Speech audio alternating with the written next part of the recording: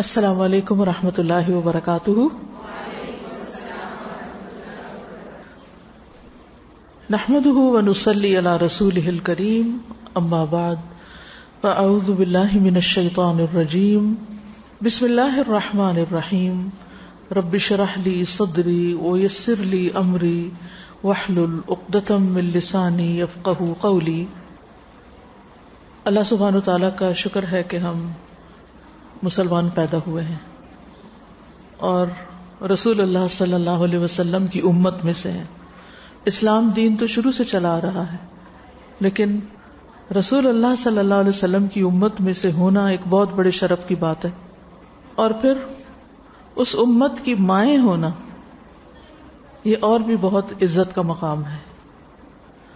تو یہ جہاں یہ ایک بہت بڑا آنر ہے، وہاں یہ ایک بہت بڑی ذمہ داری بھی ہے. اس ذمہ داری کو ہم کیسے نبھائیں، اپنے بچوں کی تربیت کیسے کریں کہ وہ ایک بہترین امتی ثابت ہوں اور بہترین انسان بنے، اور اس دنیا کی مختصر سی زندگی میں رہتے ہوئے وہ اپنی آخرت کے لیے بہت کچھ کما جائیں. تو بہت کچھ آپ اس بارے میں پڑھتے سنتے رہتے ہوں گے. آج کی یہ ٹاک ایک ریمائنڈر ہے، اور اللہ سے دعا ہے کہ اللہ تعالی ہمیں اس پر عمل کی توفیق عطا فرمائے. اولاد کے سلسلے میں پہلی بات تو یہ سمجھنی چاہیے کہ اولاد اللہ کا عطیہ ہے، اللہ کا ایک انعام ہے، اللہ کا ایک گفٹ ہے. جس کو چاہتا ہے عطا کرتا ہے، جس کو چاہتا ہے بیٹیاں دیتا ہے، جس کو چاہتا ہے بیٹے دیتا ہے، جس کو چاہتا ہے دونوں دیتا ہے، جس کو چاہتا ہے بانجھ بنا دیتا ہے. اس پر اسی کا مکمل اختیار ہے.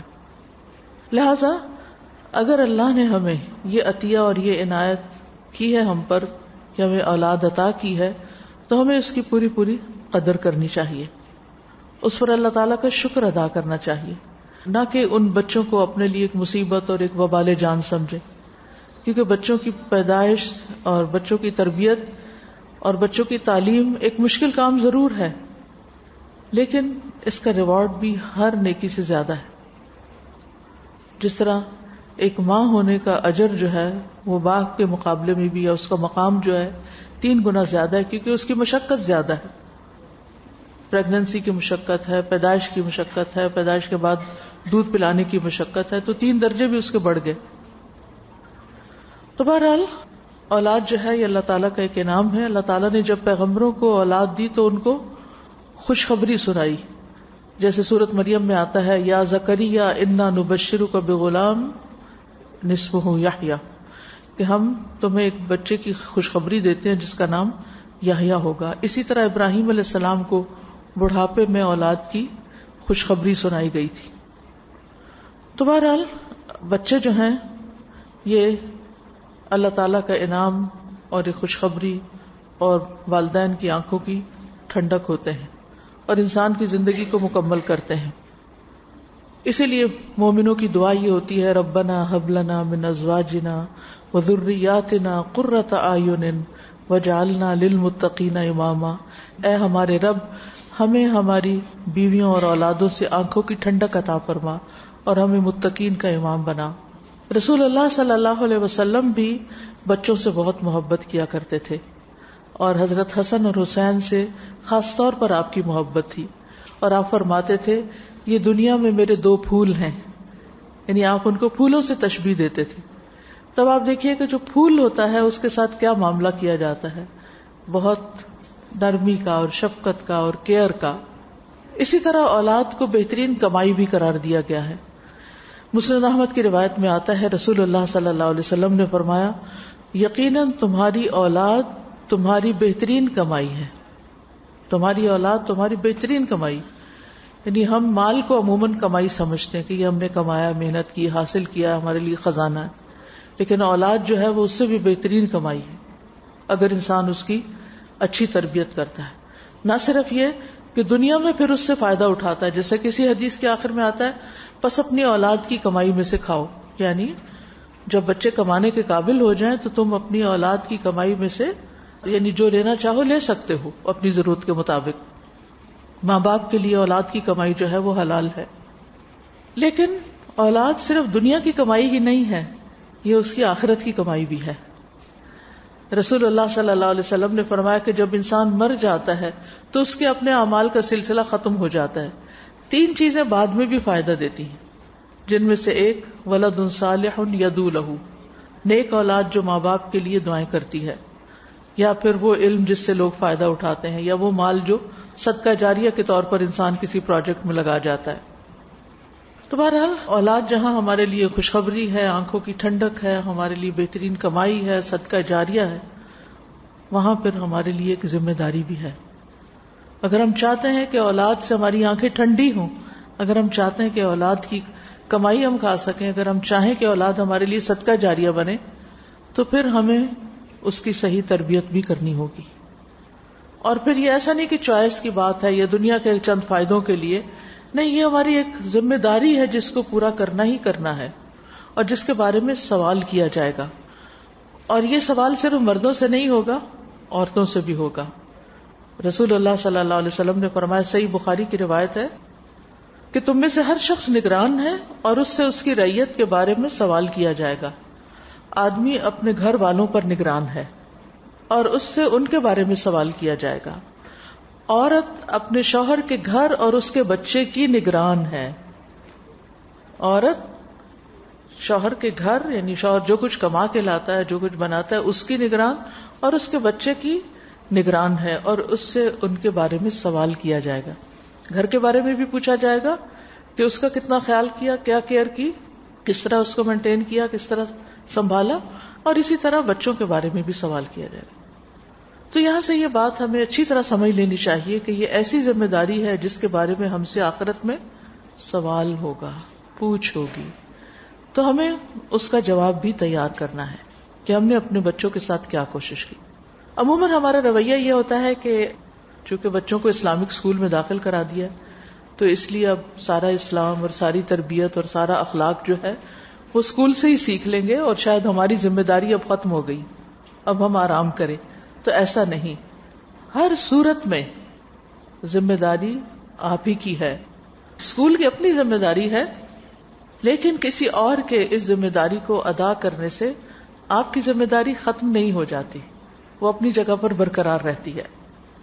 اور رسول اللہ صلی اللہ علیہ وسلم نے ایک اور جگہ پر صحیح مسلم میں یہ بھی فرمایا، وَإِنَّ لِوَلَدِكَ عَلَيْكَ حَقًّا، یقیناً تمہارے بچوں کا تم پر حق ہے. جیسے ماں باپ کا بچوں پر حق ہے، اسی طرح بچوں کا بھی ماں باپ پر حق ہے. کس چیز کا حق؟ کہ وہ ان کی اچھی تربیت کریں، ان کو کھلائیں پلائیں، ان کی ضروریات پوری کریں، جس کی کچھ تفصیلات آگے میں بیان کروں گی. لیکن یہ یاد رکھیے کہ حقوق کے بارے میں قیامت کے دن سوال کیا جائے گا. حقوق اللہ تو معاف کر دے گا اللہ تعالیٰ جس کے لیے چاہے گا، لیکن حقوق العباد، چاہے وہ اپنے ہی بچوں کے حق کیوں نہ ہوں، ان کے بارے میں پوچھو گی کہ ہم نے اس حق کو ادا کیا یا نیگلیجنس کا ثبوت دیا. رسول اللہ صلی اللہ علیہ وسلم نے فرمایا، انسان کے گناہگار ہونے کے لیے یہی کافی ہے کہ جن کے رزق کا وہ ذمہ دار ہو انہیں ضائع کر دے. یعنی جن کو کھلانا پلانا اس پہ فرض ہو، وہ ان کی پرواہ نہ کرے اور ان کے لیے کوئی کام کاج نہ کرے، ان کے لیے محنت نہ کرے اور ان کو ایک عزت کی زندگی بسر نہ کرنے دے. آپ نے یہ بھی فرمایا، کوئی ایسا بندہ جسے اللہ کسی رعایا کا نگران بناتا ہے اور مرنے کے دن وہ اس حالت میں مرتا ہے کہ اپنی رعیت سے دھوکہ کرنے والا ہے، یعنی اپنی ذمہ داریاں ٹھیک سے نبھانے والا نہیں، تو اللہ تعالیٰ اس پر جنت حرام کر دیتا ہے. تو یہ چاہے گھر کی ذمہ داری ہو، چاہے کسی ادارے کی ذمہ داری ہو، اس میں اپنی اٹ موسٹ سنسیئر ایفرٹ کرنی چاہیے. باقی نتائج اللہ کے ذمہ ہیں، ہم اپنے فرائض کو پوری طرح ادا کرنے والے ہوں. ایک اچھی امت کی تربیت اور ایک اچھی امت ریز کرنے کے لیے جو تربیت کا آغاز ہے وہ بچوں کے بڑے ہونے پر نہیں، وہ بہت پہلے سے شروع ہو جاتا ہے. اس کے لیے انسان پہلے سے ہی پلاننگ شروع کرتا ہے، حتیٰ کہ شادی سے پہلے. لڑکے کے لیے بھی کیا ہے کہ وہ ایک اچھی بیوی کا انتخاب کرے، اور لڑکی کے لیے بھی کہ وہ ایک اچھے شوہر کا انتخاب کرے. یعنی مرد ایسی بیوی منتخب کرے جو مستقبل میں اس کی اولاد کے لیے اچھی ماں ثابت ہو سکے. یعنی رشتہ کرتے وقت یہ بات ذہن میں رکھنی چاہیے. حضرت عائشہ کہتی ہیں کہ آپ صلی اللہ علیہ وسلم نے فرمایا کہ اپنے نطفوں کے لیے اچھی عورتوں کا انتخاب کرو، دین میں ہم پلہ عورتوں سے نکاح کرو، اور ہم پلہ مردوں کو اپنی بیٹیوں کے نکاح میں دو. اپنی بیٹیوں کو ان کے نکاح میں دو. یعنی کف کا خیال رکھو اور یہ دیکھو کہ جس لڑکے کے ساتھ تم اپنی بیٹی کی یا جس لڑکی کے ساتھ اپنے بیٹے کی شادی کر رہے ہو وہ اس کے لیے کمپیٹیبل بھی ہے یا نہیں, وہ ایک اچھا جوڑا بھی ثابت ہوگا یا نہیں. کیونکہ عموماً یہ ہے کہ انسان حسن کی وجہ سے یا مال کی وجہ سے یا خاندان کی وجہ سے شادی کر لیتا ہے, لیکن ہمیں کیا کہا گیا کہ دین کی وجہ سے شادی کرو. اسی طرح ابو ہریرہ رضی اللہ عنہ کہتے ہیں کہ رسول اللہ صلی اللہ علیہ وسلم نے فرمایا, جب ایسا شخص تمہارے پاس نکاح کا پیغام بھیجے جس کے دین اور اخلاق سے تم مطمئن ہو تو اپنی بیٹی کا اس سے نکاح کر دو. اگر ایسا نہیں کرو گے تو زمین میں فتنہ اور زبردست فساد پیدا ہوگا. لیکن ہم عموماً ذات پات, برادری اور کئی اور ایشوز لے کے بیٹھ جاتے ہیں اور بعض اوقات اچھے اخلاق والوں کو رد کر دیتے ہیں, جبکہ ہمارا دین ہمیں شادی کے موقع پر یعنی جو لڑکی یا لڑکے کی تلاش ہے اس کی بنیاد فراہم کرتا ہے کہ اس کا دین اچھا ہو اور اس کا اخلاق اچھا ہو, اور باقی چیزیں اگر ساتھ آتی ہیں تو ویل اینڈ گڈ, اور اگر نہیں تو اس میں زیادہ پریشانی کی بات نہیں. رسول اللہ صلی اللہ علیہ وسلم نے فرمایا, دنیا فائدہ اٹھانے کی چیز ہے اور اس میں بہترین متاع فائدہ اٹھانے کی چیز نیک عورت ہے. یعنی ساری دنیا میں سے جو سب سے فائدے کی چیز ہے, جس سے انسان کو سب سے زیادہ یعنی اس کی خوش قسمتی کی بات ہے, وہ یہ کہ اس کو اچھی نیک بیوی مل جائے. پھر یہ ہے کہ شادی کے موقع پر انسان کو اللہ کی اطاعت اور فرما برداری کے ساتھ اس رشتے کا نبھا کرنا چاہیے, بندھن باندھنا چاہیے شادی کے دن بھی. اور پھر آپ اگر شادی کا خطبہ نکاح دیکھیں تو اس میں بار بار تقویٰ کی تلقین کی گئی ہے کہ اس رشتے کی بنیاد اللہ کے خوف پر ہو, اللہ کے ڈر پر ہو, اللہ کے تقویٰ پر ہو. یعنی ایک دوسرے کے حقوق ادا کرتے ہوئے, ایک دوسرے کے ساتھ نباہ کرتے ہوئے بیچ میں اللہ کو حاضر ناظر سمجھو کہ وہ دیکھ رہا ہے. جب یہ چیز ہوتی ہے تو دونوں ایک دوسرے کو چیٹ نہیں کرتے, خیانت نہیں کرتے, ایک دوسرے کے حقوق کا خیال رکھتے ہیں, ایک دوسرے کے لیے اپنی ذمہ داریوں کو نبھاتے ہیں اور سارے معاملات درست ہونے لگتے ہیں. پھر اس کے بعد یہ ہے کہ جب اولاد کا مرحلہ آتا ہے تو کنسیو کرنے سے پہلے یعنی ہسبینڈ وائف کے ملاپ کے وقت بھی دعا سکھائی گئی کہ انسان اپنی اولاد کو شیطان کے شر سے محفوظ رکھے. اس وقت جو دعا سکھائی گئی اس میں اللہ کے نام کے ساتھ, اے اللہ ہمیں شیطان سے بچا اور شیطان کو اس چیز سے دور رکھ جو اس کے نتیجے میں ہمیں عطا فرمائے. تو نبی صلی اللہ علیہ وسلم نے فرمایا کہ اگر کوئی اس تعلق کے وقت ہسبینڈ وائف یہ دعا پڑھ لیتے ہیں تو ان دونوں کو جو اولاد ملے گی شیطان اسے نقصان نہیں پہنچا سکتا. پھر آپ کو معلوم ہے کہ حضرت مریم کی والدہ نے جب ان کی پیدائش ہوئی تو کیا کہا تھا, وَإِنِّي أُعِيذُهَا بِكَ وَذُرِّيَّتَهَا مِنَ الشَّيْطَانِ الرَّجِيمِ, کہ اللہ میں اس بچی کو بھی اور اس کی آگے نسلوں کو بھی, اس کی اولاد کو بھی تیری پناہ میں دیتی ہوں, تیرے حوالے کرتی ہوں. بہرحال جب بچہ پیدا ہو جاتا ہے تو اس کے بعد تربیت کا مرحلہ شروع ہو جاتا ہے. پریگنینسی کا سارا وقت جو ہے اس میں ماں کی تھنکنگ پازیٹو ہونی چاہیے. اس بچے کو ایک مصیبت یا بوجھ سمجھ کر نہیں پیٹ میں رکھنا چاہیے اور اس کے بارے میں منفی خیالات نہیں ہونے چاہیے, بلکہ یہ اللہ کا فیصلہ سمجھ کر لڑکا ہو یا لڑکی اس کو قبول کرنا چاہیے. کیونکہ ہمارے معاشرے میں اس بارے میں بھی بہت زیادتیاں پائی جاتی ہیں کہ اگر لڑکی ہو تو اس کو وہ اہمیت نہیں دی جاتی, حالانکہ لیس الذکر کالانثی, لڑکا لڑکی کی طرح نہیں ہوتا. بعض کام لڑکی جو آپ کے لیے کر سکتی ہے وہ لڑکا نہیں کر سکتا. اس لیے اللہ تعالیٰ جو بھی عطا کرے اس کو اللہ کی رحمت سمجھیں, اس کو اللہ کی عنایت سمجھیں, اللہ کا گفٹ سمجھیں. دوسری بات یہ ہے کہ عقل مند ماں باپ پیدائش سے پہلے ہی بچے کی تربیت کی فکر کرنے لگتے ہیں. میں اپنی ایک شاگرد کی یہاں تعریف کرنا چاہوں گی. بہت ہی پڑھی لکھی اور بہت ہی قابل بچی ہے, لیکن شادی کے بعد اس کا پورا مزاج ہی بدل گیا. اب اپنے سے زیادہ اس کی توجہ بچے کے اوپر ہے اور بالکل ابتدائی مہینوں سے ہی مسلسل ریسرچ کر رہی ہے اس کو کیا پڑھانا چاہیے, کیسے سکھانا چاہیے, کون کون سی کتابیں کی ریڈنگ کر کے سنانی چاہیے. ابھی بچہ چند ماہ کا ہے لیکن وہ اس کے سامنے بکس پڑھ پڑھ کر اس کو سناتی ہے, اس کو چیزیں دکھاتی ہے, فلیش کارڈ بنا کے اس کو سکھا رہی ہے.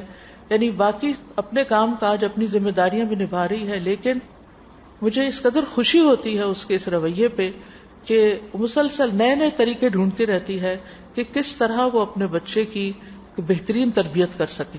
بہت سی مائیں بس اس بات کی تو فکر کرتی ہیں بچہ کمزور ہے کہ کون سے اس کو ٹونک دیں اور کون سے کھانے کھلائیں اس کو کہ یہ موٹا ہو جائے, طاقتور ہو جائے, اچھا خوبصورت لگے, کون سے برانڈ کے کپڑے پہنائے جائیں چاہے وہ اس میں تنگی ہوتا رہا. پہلے یہ ہوتا تھا کہ گھر کے سلے ہوئے کپڑے کھلے کھلے ڈھیلے ڈھیلے بچوں کو پہنائے جاتے تھے جس میں ان کی گروتھ اچھی ہوتی تھی.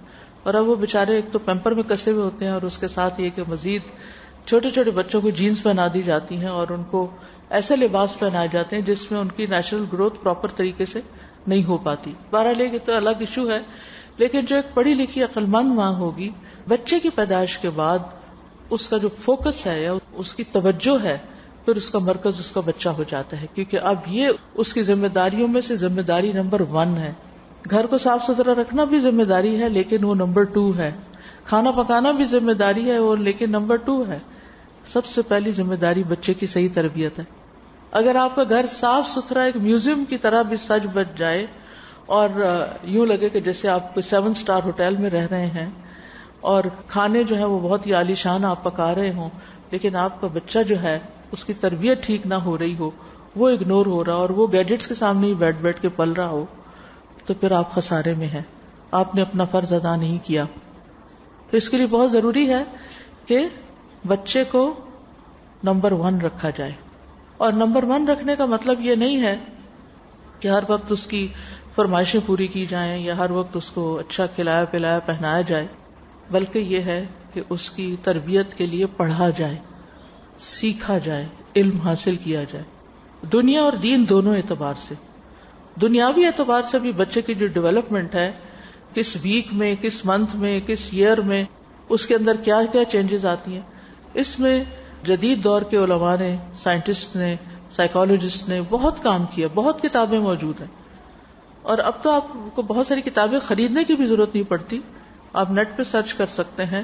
حتیٰ کہ ہر ویک میں بچے کی بدلتی عادتیں اور بچے کے ریئیکشنز اور بچے کو جو مختلف طرح کی تکلیفیں ہوتی ہیں, ان سب کے بارے میں رہنمائی موجود ہے. یہ الگ بات ہے کہ آپ اس کو پڑھتے ہیں یا نہیں پڑھتے. پہلے یہ ہوتا تھا کہ عموماً جوائنٹ فیملی سسٹم ہوتا تھا اور اس میں بڑے بزرگ جو تھے وہ بیٹی بہو کو بچوں کی تربیت کرنے کے بارے میں بہت کچھ ساتھ ساتھ رہنمائی دیتے تھے اور وہ بھی اس کو پازیٹیو وے میں لیتے تھے. اب یہ کہ اول تو ہمارا یہ سسٹم ہی ختم ہوتا جا رہا ہے, اور اگر ہے بھی کہیں خوش قسمتی یا بدقسمتی سے تو وہ اس میں اتنی نیگیٹیوٹی ہے کہ بڑوں کو بچوں کو سمجھانا نہیں آتا, اس چھوٹوں کو بڑوں کی بات سمجھ نہیں آتی, اور اس سے بھی صحیح طور پر فائدہ نہیں اٹھایا جا رہا. تو بہرحال پہلی چیز یہ ہے کہ اگر ماں بچے کو دنیاوی اعتبار سے یا دینی اعتبار سے آگے دیکھنا چاہتی ہے, بہترین دیکھنا چاہتی, کامیاب دیکھنا چاہتی, تو اس کو ساری زندگی علم حاصل کرنے کی ضرورت ہے. ہم سمجھتے ہیں کہ علم صرف اسکول, کالج, یونیورسٹی میں حاصل ہوتا ہے, اور شاید وہ مختلف طرح کی ڈگریاں لینے کا نام ہے. یہاں سے لوکل پاکستان سے ڈگری لے لی یا کسی دوسرے ملک میں جا کے کچھ پڑھ کے آگے, ہم اسی کو کامیابی کی علامت سمجھتے ہیں.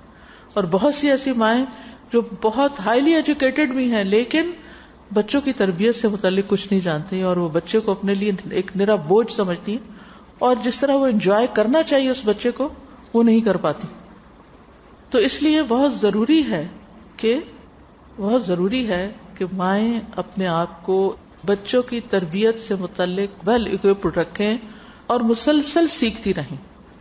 اور صرف ایک بچے کی دفعہ نہیں, پھر بھول جاتا ہے انسان, پھر پڑھنا, یعنی اپنے دن کی روٹین کے کاموں میں چاہے کتنی بھی مصروفیت ہو, بچوں کی تربیت سے متعلق پڑھنا, سیکھنا, مختلف لیکچرز, ورک شاپ, سیمینارز, ان کو اٹینڈ کرنا نہ بھولیں.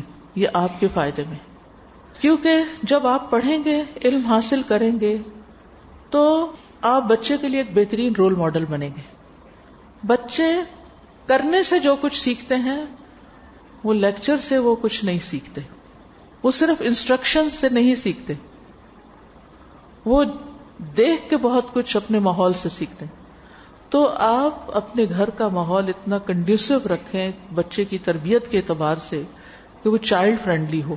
اچھا, ہم گھر چائلڈ فرینڈلی نہیں رکھتے, ہم گھر رکھتے ہیں مہمانوں کے لیے یا وزٹرز یا آنے والوں کے لیے ان کے اوپر ایک روب ڈالنے کے لیے کہ کتنے مہنگے کرسٹلز یا کتنے مہنگے گھر کے اندر ڈیکوریشن پیسز ہیں, اور بچے کو اس کے قریب نہیں پٹکنے دیتے، نہیں اس کو مت ہاتھ لگاؤ، یہاں مت جاؤ، یہ نہ کرو، وہ نہ کرو، اوپر نہ چڑھو، صوفہ خراب ہو جائے گا، پردے سے نہیں لٹکو، فلاں نہیں کرو، فلاں. تو پہلی بات تو یہ ہے کہ ٹھیک ہے، اگر ایک مخصوص ایریا آپ نے مہمانوں کے لیے رکھا ہی ہے تو اس کو پھر بند کر دیں، اور باقی گھر کو، اپنے کچن کو، بیڈ روم کو، ہر چیز کو چائلڈ فرینڈلی بنائیں، جس میں آپ کا بچہ ایکسپلور بھی کر سکے اور خوب اس کو انجوائے بھی کر سکے اور آپ کے ساتھ ساتھ رہ سکے. کیونکہ ماں کی کمپنی میں جو کچھ وہ سیکھ سکتا ہے، اور ہر کام جو کچھ ماں کر رہی ہوتی وہ جس طرح خوشی سے کرتا ہے وہ اس کے علاوہ نہیں کرتا. اسی لیے آپ دیکھیں کہ چھوٹے چھوٹے بچے اگر ماں نماز پڑھتی تو ساتھ آ کے کھڑے ہو جاتے ہیں، باقاعدہ سجدے کرتے ہیں، باقاعدہ ہاتھ اٹھا کے دعائیں کرتے ہیں. آپ کو کہنا نہیں پڑتا. لیکن کیا بات ہے کہ وہی بچے جب ذرا بڑے ہوتے ہیں اور ان کی نماز پڑھنے کا وقت آتا ہے تو وہ بھاگ نکلتے ہیں. تو کہیں ہمارے اندر ہی کوئی کمی ہوتی ہے کہ وہ اس رول کو زیادہ دیر تک پھر ایکسپٹ نہیں کرتے. تو بہرحال پہلی چیز تربیت اولاد کا اہم ترین نقطہ، اولاد کو نیک بنانے کے لیے خود نیک بننا. عبداللہ بن مسعود جب رات میں نوافل ادا کر رہے ہوتے تھے تو سامنے اپنے چھوٹے بچے کو سویا ہوا دیکھ کے کہتے تھے، من اجلک یا بنیا، تیرے روشن مستقبل کی خاطر ہے بیٹے، یہ نفل جو میں پڑھ رہا ہوں یہ اپنے لیے نہیں پڑھ رہی، یہ تیرے لیے پڑھ رہا ہوں. یعنی یہ نوافل، ظاہر ہے کہ نفل عبادت اللہ کا قرب حاصل کرنے کے لیے کی جاتی، تو یہ میں پڑھ رہا ہوں کہ اللہ کا قرب حاصل کروں، میری دعائیں قبول ہوں اور تیرا مستقبل روشن ہو، دنیا میں بھی آخرت میں بھی تجھے کامیابیاں حاصل. یعنی ایکسٹرا عبادت، ایکسٹرا پاکیزگی، نگاہوں کی پاکیزگی، زبان کی پاکیزگی، رزق کی پاکیزگی. تو پاکیزہ ماحول کے اندر ایک پاکیزہ گھرانہ جنم لیتا ہے، اور یہ ماحول بنانا آپ کا کام ہے. شوہر اگر حرام کی طرف جاتا ہے کسی بھی طرح، رزق کے معاملے میں یا نگاہوں یا کسی اور معاملے میں، تو اس کو بھی راہ راست پر لانے میں آپ کی ایک بڑی ذمہ داری کہ میں روکھی سوکھی کھا لوں گی لیکن میں حرام کا لقمہ نہ خود کھاؤں گی نہ اپنی اولاد کو کھلاؤں گی. اور اسی طرح باقی معاملات میں بھی. دوسری چیز یہ ہے اس میں بچوں کی تربیت میں کہ جو آپ ان کو کہیں وہ کر کے دکھائیں، آپ کے قول و فعل میں تضاد نہ ہو. یہ چیز اللہ سبحانہ وتعالیٰ کو بھی بڑی سخت ناپسند ہے اور انسان کے حق میں سخت بری ہے. یعنی بچے اپنے ماں باپ پہ ٹرسٹ کھو دیتے ہیں. جب ماں باپ کچھ کہہ رہے ہوتے ہیں تو وہ کہتے ہیں انہوں نے کرنا کوئی نہیں، انہوں نے اپنا وعدہ نہیں پورا کرنا، یا یہ کرنے والے نہیں، یہ صرف کہتے ہیں تو کہتے رہے، کیا فرق پڑتا ہے، یہ کہہ کے چپ ہو جائیں گے، کہہ کے تھک جائیں گے، بات ختم ہو جائے گی. تو یہ نہیں ہونا چاہیے. اور پھر یہ کہ جو کچھ آپ کر رہے ہیں اس میں کوالٹی ہو. آپ کی نماز ایسی نماز ہو کہ جو بچوں کے دلوں کو نرم کر دے. جب آپ اپنے رب کے سامنے خشوع سے، عاجزی سے کھڑے ہوتے ہیں تو آپ کے بچے آپ کو دیکھ رہے ہوتے ہیں کہ ہمارے ماں باپ کتنا اللہ تعالیٰ کا ادب کرتے ہیں، نماز کو کتنی اہمیت دیتے ہیں. جب اذان ہو گئی اور آپ نماز پڑھنے جا ہی نہیں رہے، کبھی کچھ کر رہے کبھی کچھ کر رہے، تو کیا بچے اس کو آبزرو نہیں کر رہے ہیں؟ اور پھر یہی ہوگا کہ جب ان کی نماز پڑھنے کے دن آئیں گے اور آپ ان کو اذان کے بعد کہیں گے چلو نماز کے لیے، تو وہ اٹھنا ان کے لیے دوبھر ہوگا، مشکل ہوگا. تو اس لیے بہت ضروری ہے کہ جو کہیں وہ کریں، اور جو کریں وہ کوالٹی کا ہو. پھر صرف نماز نہیں، باقی نیک اعمال بھی، جیسے صدقہ. بچوں کی طرف سے صدقہ دیں، اپنی طرف سے بھی دیں، اور بچوں کے ہاتھ سے دلوائیں. بچپن سے ہی ان کو صدقہ دینے کی عادت ڈالیں. ایدھی کی لائف ہسٹری اگر آپ نے پڑھی ہو، میں نے ان کی بایوگرافی پڑھی تھی، اور اس میں یہ جاننا چاہتی تھی کہ اتنا بڑا کام ایک شخص نے کیسے کیا. تو کافی سال پہلے میں نے وہ پڑھی. اس میں انہوں نے بتایا کہ کس طرح ان کی ماں ان کے ہاتھ سے صدقہ کرواتی تھی، اور کتنی دور دور تک ان کو صدقہ کرنے کے لیے bھیجتی تھی، کہ کہاں پیسے کہاں رکھے ہوتے تھے، وہ انہی سے اترواتی ہیں، انہی سے نکلواتی ہیں، انہی کے ذریعے. یعنی کہ ماں باپ کا ٹرسٹ بھی ہوتا ہے نا. ہم عام طور پر بچوں سے جب کام کرانا ہوتا ہے تو ذرا مشکل ہوتا ہے، خود کرنا آسان ہوتا ہے، جلدی سے ہو جاتا ہے. تو اپنی مصروفیت کی وجہ سے پھر ہم کہتے ہیں چھوڑو پرے، میں خود ہی کر لیتی ہوں. مجھے کسی کے گھر میں جانے کا اتفاق ہوا تو پوچھا آپ کچھ پیئیں گی، فلاں چیز پیئیں گی؟ میں نے کہا ٹھیک ہے پلا دو. تو ان کی جوان بیٹی بیٹھی ہوئی تھی تو میں نے کہا کہ یہ بنا لاتی ہوں. کہتے نہیں یہ 2 گھنٹے لگائے گی، میں ابھی آپ کے لیے بنا کے لاتی ہوں. تو مجھے بہت عجیب سا لگا. ایک یہ کہ کسی مہمان کے سامنے بیٹی کی بے عزتی کرنا کہ یہ تو 2 گھنٹے لگائے گی، اس کی ضرورت نہیں ہوتی. دوسرا یہ کہ بچوں کو اس لیے کام نہ کرنے دینا کہ وہ کام دیر سے کریں گے اور اچھی طرح نہیں کر سکیں گے. تو کوئی بھی چیز انسان ماں کے پیٹ سے تو نہیں سیکھتا، ماں ہی سکھاتی ہے نا اس کو، کر کر کے ہی کرنا آتا ہے. تو جب ریپیٹڈلی آپ ایک چیز کروائیں گے ان سے تو وہ ان کی زندگی کا حصہ بن جائے گی. تو نیک اعمال میں صدقہ خیرات، رات کا قیام، اور پھر بہت سے نیکی کے کام اولاد کی اصلاح کی نیت سے کرنا، خیر کے کام، بھلائی کے کام، بندگان خدا کی بھلائی کے کام. مثلا آپ ایک اچھی پڑھی لکھی خاتون ہیں، آپ بچوں کو پڑھانا بھی جانتی ہیں. آپ جب اپنے بچوں کو لے کے بیٹھتی ہیں تو ہو سکتا ہے کہ آپ کے گھر میں آپ کی دیورانی جٹھانی، آپ کے نیبرز میں آپ کے کوئی اور ایسے بچے آپ کے بچوں کے فرینڈز ہوں، ان کی والدہ وہ کچھ نہیں پڑھا سکتی، تو آپ اپنے بچوں کو پڑھاتے وقت ان کو بھی فی سبیل اللہ بلا کر ان کا بھی ہوم ورک کروا سکتے ہیں، ان کو بھی سکھا سکتے ہیں. آپ دیکھیں گے اس سے آپ کے اپنے بچوں میں اتنا چینج آئے گا کہ وہ فرینڈز کے آنے پر خوشی سے بیٹھ بھی جائیں گے. کیونکہ جب آپ اکیلے ان کو پڑھاتے ہیں تو ان کے ذہن میں یہ ہوتا ہے جلدی سے کام ختم ہو اور پھر ہم جائیں، وہ ایک بیزاری سے بیٹھتے ہیں. یہ تجربہ میں نے خود کیا. الہدیٰ جب شروع ہوا تو سب سے پہلا جو کورس تھا وہ بچوں کا تھا، جو میں نے خود لیا تھا، سمر کورس. یعنی سمر کورس سے شروع ہوا تھا.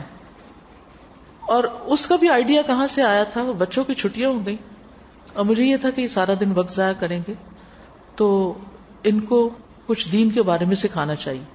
تو ایک مختصر سا سلیبس بنایا گیا، کچھ صورتیں، ان کی تجوید، کچھ دعائیں، کچھ سٹوریز، کچھ قرآن کی تفسیر اس میں سے. تو میں نے اپنے بچوں سے کہا کہ آپ اپنے فرینڈز کو جمع کر لیں، ان کو بھی لے آئیں، ان کو بھی انوائٹ کریں. ہر وہ گھر گھر جا کے جو بھی گلی محلے میں بچے تھے، بچے کیا بڑے بھی کہتے ہیں ہم آ سکتے ہیں، ہم نے کہا آپ بھی آ جائیں. یعنی پہلے ہی اس میں 80 لوگ جمع ہو گئے، جس میں چھوٹے ینگ بچے تو تھے ہی لیکن بڑی عمر کی خواتین بھی تھیں. شروع میں نے اپنے بچوں کے لیے کیا تھا لیکن خیر اتنی اس میں سے پھوٹی کہ پورا محلہ جمع ہو گیا. ایک تو ان کی ہمسائیگی کے حقوق ادا ہوئے، دوسرا یہ کہ بچوں کو اکٹھے بیٹھ کے سیکھنے کا موقع ملا، تیسرا یہ کہ مجھے اللہ نے جو علم دیا تھا اس کو شیئر کرنے کا موقع ملا. اور اس کے اتنے اچھے نتائج پیدا ہوئے کہ جو میرے قریب کے جتنے بھی لوگ تھے ان کا اعتماد حاصل ہو گیا.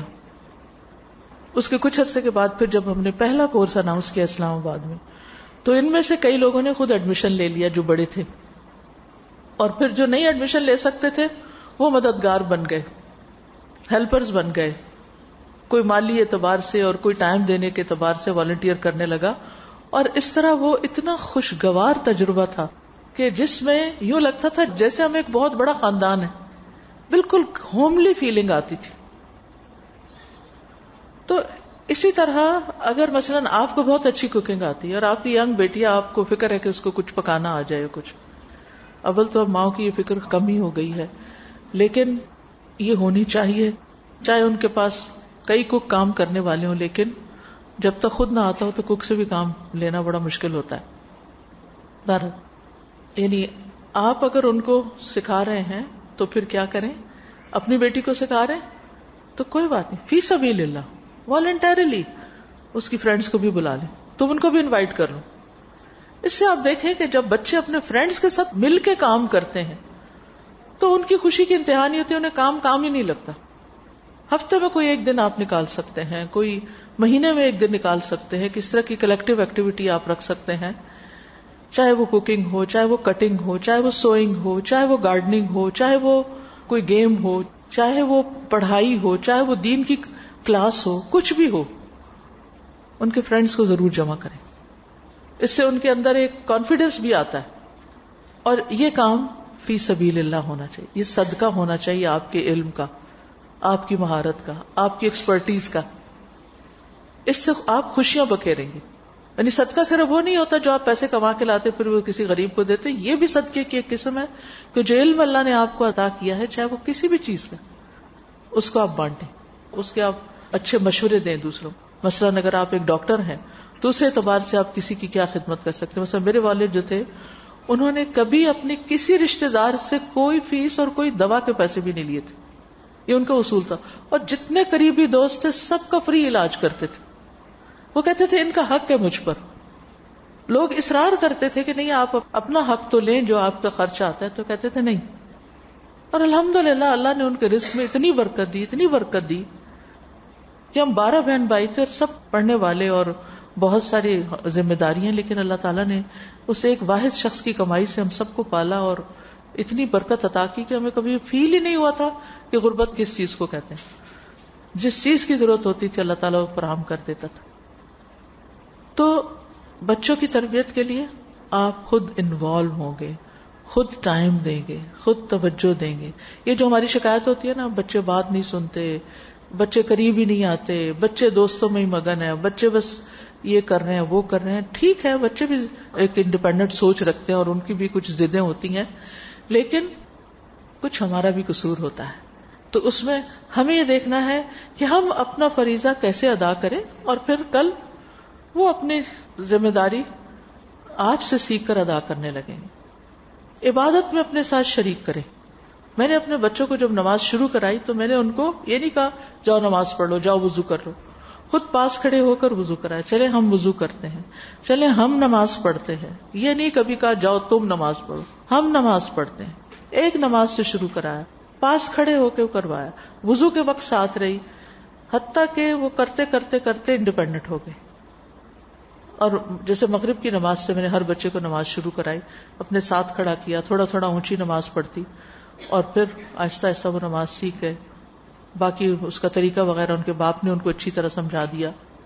تو اس میں بھی بہت ضروری ہے کہ عبادات میں بلکہ ہر نیک کام میں ساتھ شریک کریں. جیسے ابراہیم علیہ السلام نے خانہ کعبہ کی تعمیر میں کس کو اپنے ساتھ ملایا تھا؟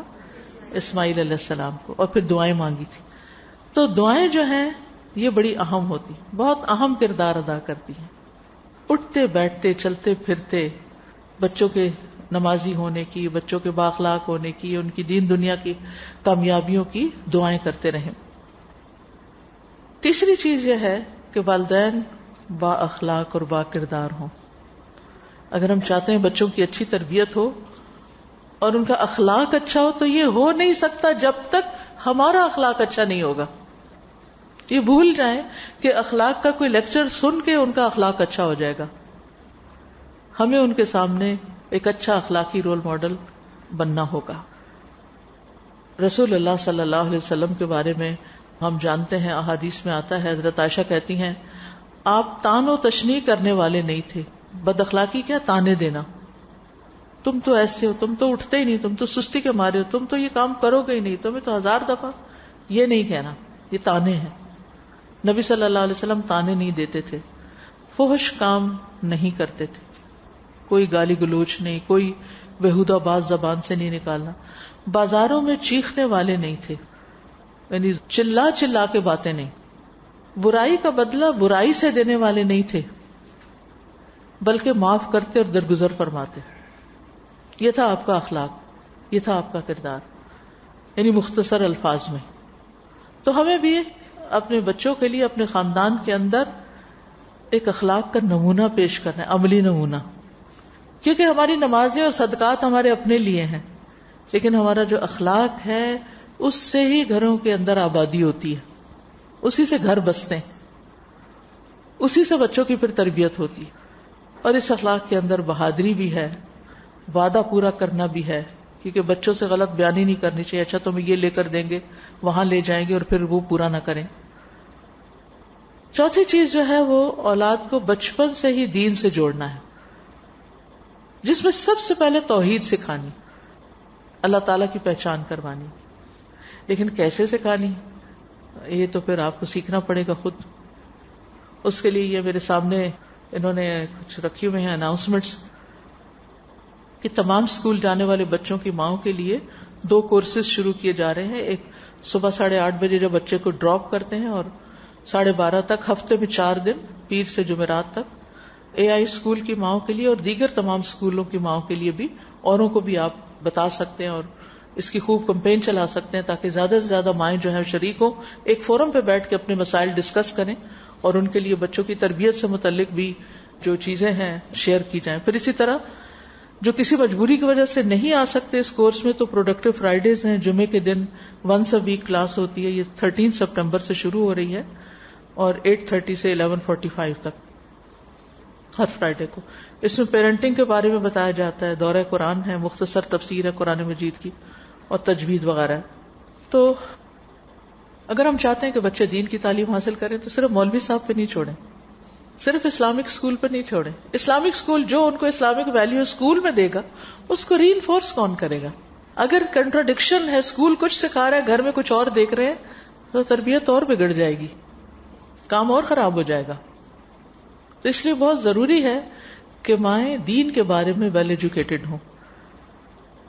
عبداللہ بن عباس کہتے ہیں کہ ایک دن میں رسول اللہ صلی اللہ علیہ وسلم کے پیچھے سوار تھا تو آپ نے فرمایا، اے لڑکے، اس وقت 10-11 سال کے تھے کچھ، میں تجھے چند کلمات سکھا رہا ہوں. اللہ کے احکام کی حفاظت کرو، اللہ تمہاری حفاظت کرے گا. اللہ کے احکام کی حفاظت کرو، تم اسے اپنے سامنے پاؤ گے. جب مانگو اللہ سے مانگو، جب مدد چاہو اللہ سے چاہو. یہ سراسر توحید تھی کہ بچوں کا اللہ تعالیٰ سے ڈائریکٹ کنیکشن بنا دینا. بچہ کو مسئلہ لے کر آیا ہے، کوئی پرابلم لے کر آیا، تو یہ کہنے کی بجائے میں ہوں نا، کیونکہ ہم بچوں کو زیادہ سے زیادہ یہ تسلی دیتے تمہیں فکر نہیں ہونی چاہیے، ہم ہیں تمہارے لیے. ہم کب تک ہیں؟ ہمیں اللہ جب چاہے اٹھا لے، ہم کیا کر سکتے ہیں؟ ہم ان کی زندگی میں کب تک ساتھ رہ سکتے ہیں؟ بہرحال انہوں نے ایک انڈیپینڈنٹ لائف گزارنی، چاہے ہم زندہ ہوں یا نہ ہوں. تو بچے کا اللہ تعالی سے کنیکشن مضبوط کرے کہ ہر حال میں وہ اللہ کو پکارنے والا، اللہ کی طرف رجوع کرنے والا ہو. پھر آپ نے فرمایا، اور جان رکھو اگر ساری دنیا مل کر بھی تمہیں کوئی نفع پہنچانا چاہے تو تمہیں کچھ نہیں پہنچا سکتی سوائے اس کے جو اللہ نے تمہارے لیے لکھ دیا ہے. تقدیر کا مسئلہ سمجھا دیا. اور اگر سارے مل کر تمہیں کچھ نقصان پہنچانا چاہیں تو تمہیں کچھ نقصان نہیں پہنچا سکتے سوائے اس کے جو اللہ نے تمہارے لیے لکھ دیا. قلم اٹھا لیے گئے اور صحیفے خشک ہو گئے. پیغمبروں کی زندگی ہم دیکھتے ہیں تو وہاں بھی یہی پتہ چلتا ہے کہ دنیا سے جاتے ہوئے بھی اولاد کی توحید کی فکر تھی، حالانکہ ساری زندگی ان کے سامنے توحید کا درس رکھا. سورۃ البقرہ 133 میں آتا ہے، ام کنتم شہداء اذ حضر یعقوب الموت، کیا تم اس وقت حاضر تھے جب یعقوب کو موت آئی؟ انہوں نے اپنے بیٹوں سے کہا، یعنی یعقوب علیہ السلام نے اپنے بیٹوں سے کہا کہ تم میرے بعد کس کی عبادت کرو گے؟ قالوا نعبد الہک و الہ آبائک، کہنے لگے ہم آپ کے الہ اور آپ کے آباء و اجداد کے الہ کی، ابراہیم اور اسماعیل اور اسحاق کے معبود کی عبادت کریں گے جو ایک ہی معبود ہے. الہ واحدا ونحن لہ مسلمون، اور ہم اس کے فرما بردار ہیں. دنیا سے جا رہے ہیں اور کسی چیز کی فکر نہیں، اس بات کی فکر ہے کہ کہیں شرک میں مبتلا نہ ہو جائیں، کیونکہ جو سارے اعمال کو برباد کرنے والا ہے. اسی طرح کسی بھی کام کے بارے میں اللہ کا ڈر ان کے اندر پیدا کریں. لوگوں کا ڈر نہیں، وہ بزدل بنا دیتا ہے. کہ کوئی بھی غلط چیز چھوڑے تو اللہ کے ڈر سے، کوئی اچھا کام کرے تو اللہ کی خاطر. پھر اسی طرح آخرت کو دنیا پر ترجیح دینا سکھائیں. مجھے یاد ہے کہ میرے بچوں کو جب چوٹ لگتی تھی تو ان کو میں تھوڑی سی تسلی دے کے مرہم پٹی کر کے یا کچھ بھی، یا وہ روتے تھے، میں ہمیشہ کہتی تھی یہ تو دنیا کی تکلیف ہے، اگر ہم اللہ کی نافرمانی کریں گے تو آگے اس سے بڑی تکلیف ہوگی. پھر کیا ہوگا؟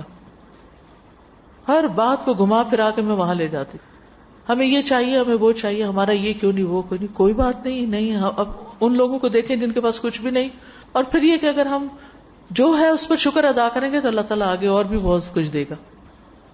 تو اس طرح مختلف یعنی کہ روزمرہ کی کنورسیشنز میں آخرت کا ذکر آف اینڈ آن کرتے رہنا، یہ ان کو آخرت اورینٹڈ بنا دے گا، جس کی وجہ سے جب انسان کا آخرت پر یقین اور ایمان مضبوط ہوتا ہے تو دنیا کے بہت سے غم بھی ہلکے ہو جاتے ہیں اس کے لیے، اور اس کے ساتھ ساتھ دنیا کی بہت سی چیزوں پر، مسائل پہ صبر کرنا بھی آتا ہے، اور لوگوں کے ساتھ انسان پھر ظالمانہ رویہ اختیار نہیں کرتا، ان کے ساتھ خیر خواہی کا معاملہ کرتا ہے. پھر اسی طرح یہ ہے کہ بچوں کی توحید کے بعد سب سے پہلا فریضہ جو ہے وہ نماز کی ادائیگی. تو نماز کی یعنی فریضے کی ادائیگی بچپن سے 7 سال کا بچہ ہو جائے تو آغاز کیا جائے اور اس کی پابندی کی جائے.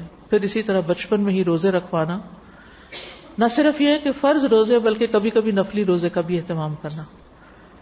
ربیہ کہتی ہیں کہ جب نبی صلی اللہ علیہ وسلم نے عاشورہ کے روزے کی ترغیب دی تو اس کے بعد ہم خود روزہ رکھتے اور اگر اللہ چاہتا تو اپنے چھوٹے بچوں کو بھی روزہ رکھواتے تھے.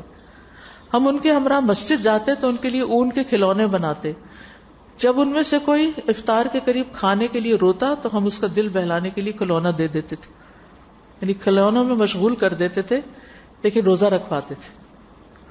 ہم اچھے بھلے بڑے بچوں کو روزہ نہیں رکھنے دیتے، نہیں ایگزامز ہیں، اسکول ہے، کام ہے، تو پھر ان کے نزدیک بھی اس کی اہمیت نہیں رہتی. اسی طرح بچپن میں عمرے پہ لے جانا، حج پہ لے جانا، ایک عجب طرح اللہ کی محبت دل میں آتی. یعنی وہ جگہ اتنی مبارک ہے کہ جب آپ بچوں کو وہاں لے کے جاتے ہیں، اب دیکھیں کتنا ٹرینڈ ہو گیا، ہالیڈیز ہیں، عید کی چھٹیاں ہیں، ٹرکی چلو، ملیشیا چلو، ادھر چلو ادھر چلو. لیکن خوش قسمت ہیں وہ لوگ جن کو یہ خیال آتا ہے کہ چلے ہم اپنی ہالیڈیز اللہ کے گھر میں کر کے آتے ہیں، نمازیں بھی پڑھیں، اچھا کھلائیں پلائیں بھی. اور وہاں بھی کئی ایک آؤٹ اسکرٹس میں تفریحی مقامات ایسے ہیں کہ جہاں ان کی تھوڑی پکنک بھی ہو سکتی ہے. ہمیں یاد ہے ہم ایک دفعہ عرفہ کے میدان میں گئے تھے شام کے وقت. مجھے بہت شوق تھا جب میں نے حج نہیں ابھی کیا تھا کہ عرفہ کہاں ہے، اور جب ہم شام کے وقت گئے تو وہاں جیسے کراچی میں سے ٹھنڈی ٹھنڈی سی ہوا شام کو چلتی ہے تو اسی طرح کی ہوا بھی چل رہی تھی اور بہت سے لوگ وہاں صرف پکنک کی غرض سے آئے ہوئے تھے. آپ نے دیکھا ہوگا عرفہ میں کئی درخت بھی ہیں اب اور ایک خوشگوار سا منظر نظر آتا ہے عام دنوں میں بھی. تو بہت سی چیزیں، اور پھر یہ کہ جتنی طرح طرح کی مخلوق مکہ میں نظر آتی ہے وہ تو دنیا کے کسی حصے میں بھی ویسی نظر نہیں آتی. تو بہت کچھ سیکھنے کو فیہ آیات بینات مقام ابراہیم. تو ان سب چیزوں سے بھی بچوں کو آشنا کرانے سے ان کی سوچ بدلتی ہے، اللہ پر یقین بڑھتا ہے، اللہ سے محبت بڑھتی ہے. اور جو بچوں کے دل میں اللہ کا خوف، اللہ کی محبت، اللہ پر یقین آ جائے تو تربیت بہت آسان ہو جاتی. پھر آپ نے گراؤنڈ ورک کر لیا، بنیاد بنا دی، اب ان کو صرف چند باتیں بتانے سے ہی معاملہ آسان ہو جاتا ہے. پھر صرف بتانا ہی کافی ہو جاتا ہے اور یہ کہنا ہی کافی ہو جاتا ہے کہ یہ سب کچھ اللہ کے لیے. پھر یہ کہ دین کی باقاعدہ تعلیم بھی دی جائے. الحمدللہ اسکول میں بھی تعلیم ہو رہی ہے، لیکن پھر بھی میں چاہوں گی کہ آپ لوگ گھر کے اندر بچوں کو ایک ایک چیز چھوٹی چھوٹی سکھاتے رہیں. مثلاً یہ ابھی ایک کتاب آئی ہے 100 احادیث، یہ صحیح بخاری سے انتخاب ہے. میں نے اسی طرح ایک قال رسول اللہ کتاب ہے، اسی طرح اور کتابیں. قال رسول اللہ کے اندر جو ہے انگلش میں بھی ٹرانسلیشن موجود ہیں. آپ کیا کر سکتے ہیں، ایک دن میں صرف ایک حدیث، اونلی ون، وہ ان کے ساتھ پڑھے. جیسے میں نے یہ ناشتے کی ٹیبل پر کتاب رکھی ہوتی تھی اور میں کہتی تھی کہ بس اسکول جانے سے پہلے ایک حدیث، اور پھر اسی سے عربی پڑھواتی، اسی سے انگلش پڑھواتی، اسی سے اردو پڑھاتی، اسی سے کہتی اس کا مطلب کیا ہے. جیسے مجھے کچھ نہیں آتا، کیونکہ بچے بہت سی ہماری نصیحتیں نہیں لینا چاہتے، وہ خود بتانا چاہتے ہیں. تو پھر اگر وہ ٹھیک بتا رہے ہیں تو شاباش دے دی، اور اگر غلط بتا رہے ہیں تو تھوڑا سا کریکٹ کر دیا. پھر اسی طرح کھانے کی ٹیبل پر آپ یہ کھانے پینے کے آداب بھی شروع کر سکتے ہیں. یہ بھی ایک نئی کتاب آئی ہے، بہت ریسرچ کے بعد تیار کی گئی ہے. ہمارا دین ہمیں کھانے پینے کے بارے میں کیا ہدایات دیتا ہے، اگر اس کے اندر بھی احادیث ہیں، ان کا ترجمہ ہے اور بھرپور ایک طرح سے رہنمائی کی گئی ہے. اس طرح کھانا پینا بھی ایک عبادت بن جاتا ہے. تو اگر آپ اس کو بھی اپنے ٹیبل پر رکھیں، اسٹال پہ اویلیبل ہے بکس، تو ایک ایک کر کے یہ بھی آپ ان کے لیے کر سکتے ہیں. پھر اسی طرح یہ ہے جیسے یہ نماز کے اذکار ہیں یا قرآن مجید کی فضیلت وغیرہ ہے. پھر بچوں کو نظر وغیرہ لگ جاتی ہے تو یہ بہت ہی خوبصورت کارڈ بنا ہے، نظر بد کی حقیقت اور اس کا علاج، کہ اس پہ کیا پڑھیں. اکثر مائیں کہتی ہیں بچے اچانک پڑھنا چھوڑ گئے ہیں، قرآن پڑھتے پڑھتے اٹک رہے ہیں، اب آگے نہیں پڑھنا چاہتے. تو یہ وہم بھی اگر ہے تب بھی، اور اگر ٹھیک واقعی نظر لگی ہوئی ہے تو تب بھی ہر ماں کے پاس یہ ضرور ہونا چاہیے. پھر اسی طرح حفاظت کی دعائیں، صبح و شام کی دعائیں ان کو سکھائیں. پھر اس کے علاوہ 5ویں چیز یہ کہ مینرز سکھائیں، اٹھنے بیٹھنے کے آداب، چلنے پھرنے کے، سیڑھیاں چڑھنے اترنے کے، سونے کے، بازار میں جانے کے، یعنی چھوٹی چھوٹی چیزیں. اور یہ نہیں کہ عین اس وقت جب وہ کھانا یعنی ٹھیک طریقے سے نہ کھا لیں تو وہاں ہم جھڑکنا شروع کر دیں. نہیں، پہلے سے تعلیم، پہلے سے تربیت، اور جب اس وقت کر رہے ہو جو غلط کام کرے بہت بڑا نہ کریں، چھوٹا چھوٹا کریں، نوٹ کرتے جائیں اور نیکسٹ ٹائم اس کو ایڈریس کریں. پھر اسی طرح نرمی کی تعلیم، آہستہ بولنے کی تعلیم، پھر اجازت کے آداب جو قرآن نے ہمیں سکھائے ہیں کہ کس طرح بچوں کو گھر میں داخل ہوتے وقت، بیڈ روم میں آتے وقت ان کو اجازت لینے کا طریقہ سکھایا جائے. پھر بالغ ہونے پر جب بچے بالغ ہو جائیں تو اس وقت ان کو کیسا ڈریس پہننا چاہیے، لڑکوں اور لڑکیوں کا آپس کا انٹریکشن صرف کتنا ہونا چاہیے، کزنس کے ساتھ ملاقات کی حدود کیا ہیں.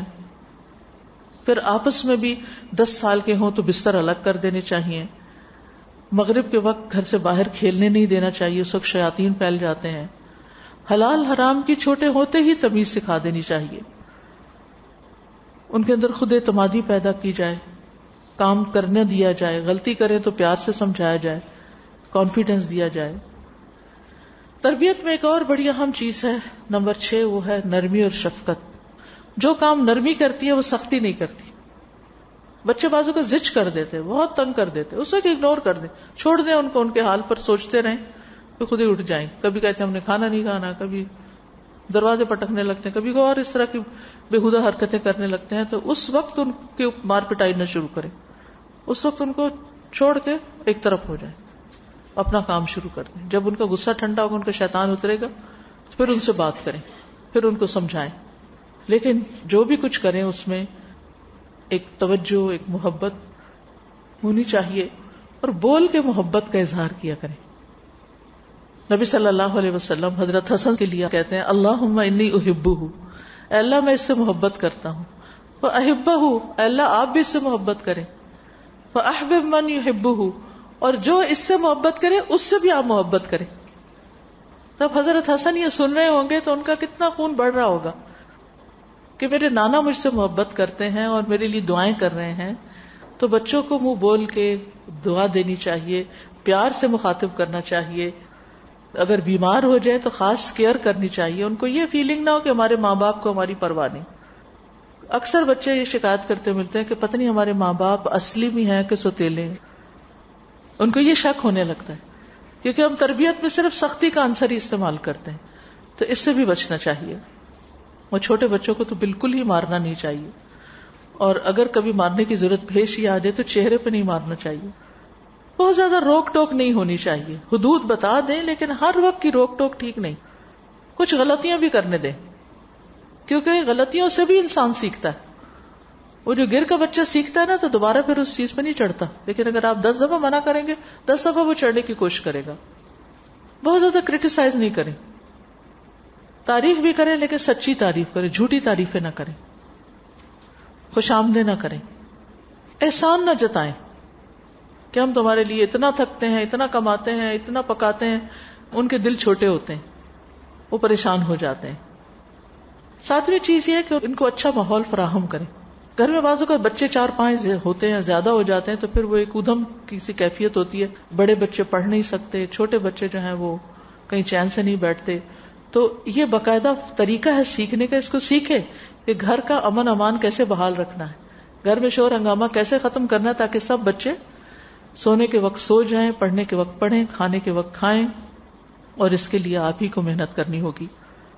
تو اچھا ماحول 7ویں چیز ہے، اچھا ماحول پیدا کرنا. گھر میں اگر نانا نانی ہیں ان بڑوں کی خدمت کا ان کو سکھانا. پھر بڑے بزرگوں، علماء، دین والوں سے ان کو ملوانا. اور یہ ساری کوششوں کے باوجود بھی اگر آپ دیکھیں کہ ان پر کوئی آثار نظر نہیں آتے تو سمجھے کہ اللہ کی طرف سے آزمائش. حضرت نوح علیہ السلام کی آزمائش ہوئی تھی اولاد سے. تو بعض اوقات ایک امتحان بھی ہوتا ہے انسان کا. تو یاد رکھیں بندے کا کام ہے بیج ڈالنا، پودا اگانا اور اس پہ پھل لانا تو اللہ ہی کا کام ہے نا، ہم تو نہیں لا سکتے. تو مایوس نہ ہو، آپ کی کوششوں کا اجر آپ کو ملے گا. اگر آپ کو پھل کھانے کو نہیں دنیا میں ملا اس کا تو کوششوں کا اجر ضرور ملے گا. معلوم نہیں کس اور طرف سے آپ کے پاس خیر آ جائے. تو ایسی صورت میں جب بچے نافرمان ہوں تو کثرت سے آیت کریمہ پڑھیں، اللہ کی طرف رجوع کریں، اللہ کے آگے روئیں دھوئیں. اور خود پر اپنی کوششوں پر اعتماد نہیں، اللہ پر اعتماد کرے، اور کبھی مایوس نہ ہو، دعا مانگنا نہ چھوڑیں، اولاد کو دعائیں دیتے رہیں، چاہے وہ فرما بردار ہوں یا نافرمان ہوں، بد دعائیں نہ دیں، کیونکہ بد دعا جو ہے اگر وہ ان کے حق میں قبول ہو گئی تو پھر انسان خود ہی پریشان ہوتا ہے. تو نبی صلی اللہ علیہ وسلم نے خاص طور پر بد دعا دینے سے منع کیا ہے. تو پیدائش سے پہلے بھی دعائیں ہیں، اس کا بھی ایک کارڈ ہے، یہ نیک اولاد صالح اولاد کے لیے دعائیں. اور پھر ربنا ہب لنا من ازواجنا والی دعا ہے، ان کی فرما برداری کی دعا ہے، ان کی اصلاح کی دعا کریں، ان کے شرک سے بچنے اور بد اخلاقی سے بچنے کی دعائیں کریں. پھر ان کو جب نیک سلوک آپ سے کرے اس وقت ان کو دعا دیں، مال اور اولاد میں برکت کی دعا دیں، رزق میں برکت کی دعا دیں. تو یہ ساری دعائیں جو ہیں انشاءاللہ والدین کی دعائیں اولاد کے حق میں قبول ہوتی ہیں. تو اللہ تعالیٰ سے دعا ہے کہ وہ بچوں کو نیک بنائے اور آپ کی کوششوں کو قبول کرے.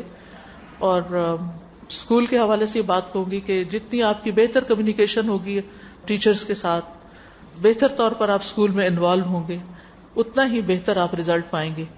کیونکہ بعض اوقات پیرنٹس توجہ نہیں دیتے، میٹنگز میں حاضر نہیں ہوتے یا تربیہ سیشنز میں حاضر نہیں ہوتے، جس کے نتیجے میں بہت کچھ کھو دیتے ہیں، پھر ایک کنیکشن ختم ہو جاتا ہے. تو یہ چیز بھی بچے کے اندر ایک احساس کمتری پیدا کر دیتی ہے کہ سب بچوں کے ماں باپ آتے ہیں، ہمارے ماں باپ نہیں جاتے. کتنے بھی اہم کام ہوں لیکن آپ کا بچہ ان سب کاموں سے زیادہ قیمتی ہے، تو اس کو توجہ دیں. اگر آپ کا کوئی سوال ہو تو آپ کر سکتے ہیں. آج کل اس طرح سے ہے کہ موسٹ آف دا مدرز جو ہیں وہ ورکنگ ویمن ہیں. جی. ہم کام بھی کر رہے ہیں، ہم گھر بھی دیکھ رہے ہیں. بچے جیسے آپ نے کہا کہ تھوڑے شرارتی بھی ہیں. آج کل گیجٹس بھی بہت انوالو ہیں ہماری زندگیوں میں. ہم انہیں نہ دیں لیکن ان کے کزنس کے پاس ہیں، ہم خود یوز کرتے ہیں.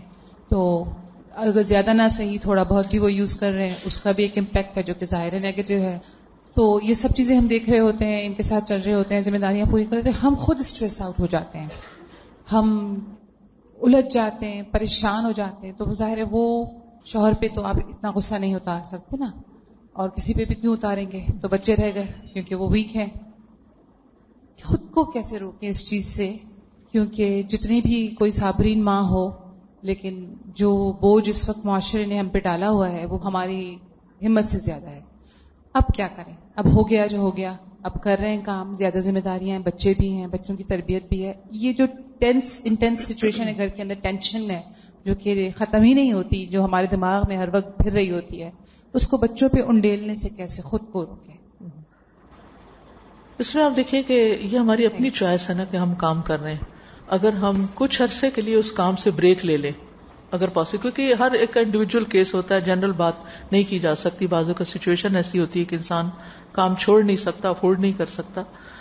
تو اگر آپ افورڈ کر سکتے ہوں اور کچھ عرصے کے لیے بریک لے سکتے ہوں، جو بچوں کی عمر ایسی ہے کہ بہت ہی چھوٹے ہیں، تو اس میں بہتر یہی ہوگا کہ اس وقت ان پر ٹائم لگایا جائے، ان کے اوپر انویسٹ کیا جائے ٹائم، اور پھر جب وہ بڑے ہو جائیں تو پھر اس کے بعد یہ کہ انسان اپنے کام اور ان کے درمیان بیلنس بھی کر سکتا ہے. جہاں تک فرسٹریشن روکنے کا تعلق ہے تو مجھے پرسنل جو ایکسپیرینس ہے وہ شیئر کروں گی کہ قرآن نے مجھے بہت ہیلپ کیا ہے. مجھے جب بھی کوئی میرے اندر ایسا ابال آیا یا کچھ، یا پڑھنا شروع کر دیا یا پڑھانا شروع کر دیا، میں انتہائی ایموشنل سچویشن، بچوں کی انتہائی ایموشنل سچویشن سے نکل کر جب آ کر کلاس میں پڑھاتی تھی تو اس کے بعد میں اس طرح واپس جاتی تھی جیسے میری زندگی میں کوئی مسئلہ ہے ہی نہیں. کہ سب سے زیادہ مجھے قرآن کے ساتھ جو مضبوط تعلق تھا اس نے فائدہ دیا. اور الحمدللہ اس کا فائدہ یہ ہوا کہ جیسے بچوں پہ میں ہارڈلی کبھی چیخی ہوں گی، یہ میں نہیں کہتی کہ کبھی بھی نہیں میں نے زور سے بولا، لیکن بہت کم. اور یہی وجہ ہے کہ الحمدللہ آج بچے میرے سامنے کوئی بھی اونچی آواز سے نہیں بولتا، کوئی بھی بدتمیزی نہیں کرتا، کوئی بھی بد اخلاقی سے پیش نہیں آتا. تو یہ چیز عمل سے سکھانی پڑتی ہے. اور دوسرا یہ ہے کہ اپنے ٹریٹمنٹ کے لیے قرآن شفا ہے، اس کے ساتھ ایک مضبوط تعلق ضرور. اگر وہ ڈیلی بیسس پہ نہیں بھی ہو سکتا تو ویکلی بیسس پر، شام میں، دن میں، کسی نہ کسی وقت ضرور کوئی ایسا اپنے لیے آؤٹ لیٹ نکالیں کہ جس میں آپ کا کتارسس ہو. لیکن بچوں پر یہ ظلم نہیں ہونا چاہیے کہ ہمارے ظلم کا نشانہ یا ہماری فرسٹریشن کا نشانہ وہ بنے، کیونکہ یہ پھر ہم اپنے لیے بگر پرابلم کریٹ کر رہے ہیں. جب ہم ان کے ساتھ اس طرح ٹریٹ کریں گے تو وہ اسی کے ساتھ گرو کریں گے اور پھر واپس وہ ہمارے اوپر ہی آئے گا. میم اسلام میں جزا اور سزا کا کانسیپٹ ہے، تو آپ جو یہ کہہ رہی ہیں کہ بچوں کو ڈانٹے نہیں، وہ نہیں کرے، تو اسلام میں تو جب اس چیز کا کانسیپٹ ہے تو ہم اس چیز کو یوز کر سکتے ہیں؟ جی کر سکتے ہیں، لیکن فریکوینٹلی نہیں، اور ہر غلطی کی سزا نہیں. اسلام میں جہاں سزا دینے کا ہے وہاں معاف کرنے کا بھی ہے، اور معاف کرنے کو افضل قرار دیا گیا ہے. اور ایک حدیث میں آتا ہے کہ نبی صلی اللہ علیہ وسلم سے کسی نے پوچھا کہ اپنے غلام کو دن میں کتنی دفعہ معاف کریں، سرونٹ کو کتنی دفعہ معاف کریں؟ آپ نے فرمایا 70 دفعہ. 70 ٹائم. سرونٹ کو اگر 70 ٹائم معاف کرنا ہے تو اپنے بچے کو کتنی دفعہ کرنا ہوگا؟ اور اس کا یہ مطلب نہیں کہ ہم ان کو فری ہینڈ دے دیں، جو چاہے کرتے رہے، جتنا مرضی بگاڑ کر دیں، یہ نہیں ہے اس کا مطلب. لیکن اس طرح کی ضرب نہ مارے کہ ان کا حلیہ بگڑ جائے اور ان کے اندر نفرت پیدا ہو جائے ماں باپ کی، یا یہ کہ ریبیلیس ہو جائیں، یا پھر یہ کہ لو سیلف اسٹیم کا شکار ہو جائیں، یا وہ اپنے آپ کو تنہا محسوس کرنا شروع کر دیں، یا پھر وہ کوئی ایسے سہارے ڈھونڈنے لگیں کہ وہ پھر آپ کے لیے ایک پریشانی کا وقت. آپ کو معلوم ہے اس وقت کہ کس قدر ڈرگ ایڈکشن ہو گئی ہے، اور اچھے اچھے اسکولوں میں اور اچھے اچھے والدین کے بچے اور نیک والدین کے بچے کس طرح ڈرگز میں جا رہے ہیں. مجھے ریسنٹلی کوئی خاتون مجھ سے ملنے کے لیے آئی اور ان کے کلینک پہ جس طرح لوگوں نے آ کے ان سے مسائل بتایا تو وہ بتا رہی تھی میں 5 ایسی فیملیز کے ساتھ ڈیل کر رہی ہوں، اور جس میں 13 14 سال کی بچیاں بھی ہیں، کوئی لڑکے بھی ہیں اور بڑی عمر کے لوگ بھی ہیں، اور وہ کوئی طریقہ نہیں کہ ان کو ڈرگ سے باہر نکالا جائے. کس طرح ریہیبلیٹیشن میں بتا رہی، کسی کا بتا رہی تھی کہ 3rd ٹائم اس کو بھیجا گیا ہے، لیکن جب واپس آتا ہے تو پھر دوبارہ اسی میں شروع ہو جاتا ہے. تو ہماری ایسے غصے اور ہماری ایسی باتوں کا نتیجہ یہ نہ ہو کہ وہ کسی بڑے مسئلے کا شکار ہو جائیں. کیونکہ ماں باپ ایسی جگہ ہوتی ہے نا جہاں انسان ساری مان رکھتا ہے کہ یہ ہمارا مسئلہ حل کرے، اور اگر وہاں سے اور مسئلے پیدا ہوں تو پھر وہ کہاں جائیں گے؟ پھر وہ ایسی چیزوں میں سکون ڈھونڈیں گے نا. بعض اوقات ایسا ہوتا ہے کہ مرد حضرات گھر پہ ہوتے نہیں ہیں، بیٹیاں جیسے ہیں وہ باپ سے تھوڑا کم انٹریکشن ہوتا ہے ان کا اس طرح سے، تو اگر وہ باپ سے بدتمیزی سے بات کر رہی ہیں تو ان کو روکنے کے لیے کہا جا سکتا ہے کہ آپ دیکھیں اتنا زیادہ کرتے ہیں آپ کے دونوں فادر، طرف رول پلے کریں، بچیوں کو بھی سمجھائیں اور باپ کو بھی. اگر روز نہیں ٹائم دے سکتے تو at least once a week کوئی ایک فیملی ٹائم ایسا ضرور ہونا چاہیے کہ جس میں سب اپنے دل کی باتیں کہہ سکیں اور باقاعدہ بیٹھ کے پھر شروع کرنا چاہیے. جزاکم اللہ خیرا. سبحانک اللہم و بحمدک، اشہد ان لا الہ الا انت، استغفرک و اتوب الیک. السلام علیکم و رحمۃ اللہ وبرکاتہ.